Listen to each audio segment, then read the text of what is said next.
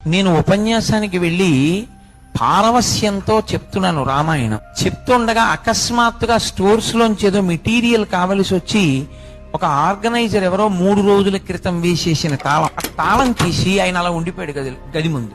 3 రోజుల క్రితం తాళం వేసేసినటువంటి గదిలో ఒక పెద్ద కోతి ఇంత పెద్ద తిలకం బొట్టు పెట్టుకుని అది కూర్చుని రామాయణం వింటోంది.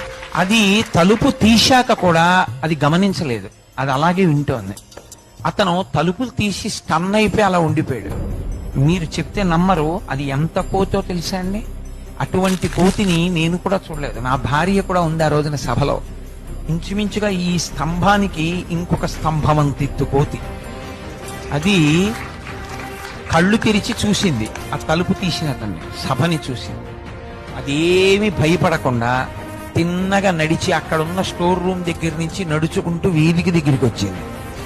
నేను వచ్చినవాడు ఈశ్వరుడు, ఆయన కథ నేను చెప్తున్నాను, త్రికరణ శుద్ధిగా నమ్మి చెప్తున్నాను. నేను ఏ స్వార్థంతో చెప్పట్లేదు.